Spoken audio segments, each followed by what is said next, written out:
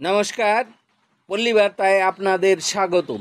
রাজ্যে শিক্ষক নিয়োগ দুর্নীতির মামলায় কলকাতা হাইকোর্টের এক যুগান্তকারী রায়, যেখানে আদালত স্পষ্ট জানিয়ে দিয়েছে অযোগ্যরা আর কোনোভাবেই নিয়োগ প্রক্রিয়ায় অংশ নিতে পারবে না। রাজ্য সরকার ও স্কুল সার্ভিস কমিশনের অবস্থান যেখানে দুর্নীতিগ্রস্তদের বাঁচানোর মতো, সেই জায়গাতেই আদালতের কড়া অবস্থান আশার আলো দেখালো বাংলার জনতার কাছে। আজকের এই ভিডিওতে আমরা বিশ্লেষণ করব এই রায়ের গুরুত্ব কী আর এর রাজনৈতিক, সামাজিক এবং নৈতিক বার্তা কতটা গভীরে।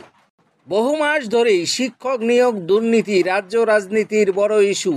অভিযোগ উঠেছে, যে সমস্ত প্রার্থী প্রকৃত মেধা থাকা সত্ত্বেও চাকরি পাননি, তাদের জায়গা দখল করেছে ঘুষ, চেনা জানা বা রাজনৈতিক প্রভাবের মাধ্যমে অযোগ্য প্রার্থীরা। শুধু চাকরি প্রার্থীরাই নয়, সমাজ জুড়ে ক্ষোভ সৃষ্টি হয়েছে এই নিয়ে। এই প্রেক্ষাপটে যখন আদালতে বিষয়টি গড়ায়, তখন আদালত একের পর এক চিহ্নিত করে অযোগ্যদের নাম। তবে আশ্চর্যজনকভাবে এসএসসি ও রাজ্য সরকার এই অযোগ্যদের পক্ষেই আদালতে সওয়াল করতে থাকে।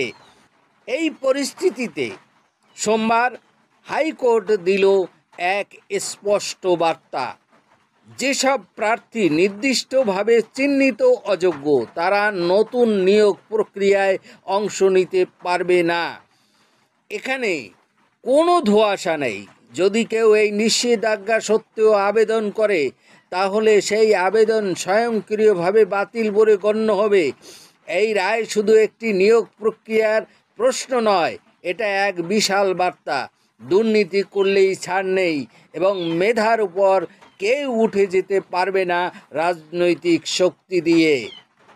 আলোচনার কেন্দ্রে এসেছে এক প্রশ্ন: এসএসসি এবং রাজ্য সরকার ঠিক কাদের স্বার্থ রক্ষা করছে? এসএসসির পক্ষেই আইনজীবী আদালতে বলেন, সুপ্রিম কোর্ট কোথাও বলেনি অযোগ্যরা নিয়োগ প্রক্রিয়ায় অংশ নিতে পারবে না। এই মন্তব্য ঘিরে আদালতে প্রবল বিতর্ক শুরু হয়। আর তখনই বিচারপতি স্পষ্ট করেন, এই রায় কোনো আইন গুরুত্ব দিচ্ছেন নাকি দুর্নীতিগ্রস্তদের রক্ষা করছেন। হাইকোর্টের এই রায় শুধু এখানকার জন্য নয়, এটি একটি দৃষ্টান্ত স্থাপন করলো ভবিষ্যতের জন্য। একদিকে যখন দুর্নীতির বিরুদ্ধে জনমানস জেগে উঠেছে, তখন আদালতের এই কঠোর বার্তা নতুন ভরসা জাগালো। এসএসসি কিংবা কোনো নিয়োগকারী সংস্থা এবার থেকে বুঝে যাবে, মেধার সঙ্গে আপোষ মানেই আদালতের কাঠগড়ায় দাঁড়ানো। এটা বিচার ব্যবস্থার জয়, এটা গণতন্ত্রের ভিত শক্ত করার এক পদক্ষেপ। আপনার মতামত কমেন্টে জানান। আর এই রকম গুরুত্বপূর্ণ বিশ্লেষণ পেতে আমাদের চ্যানেলটি সাবস্ক্রাইব করুন।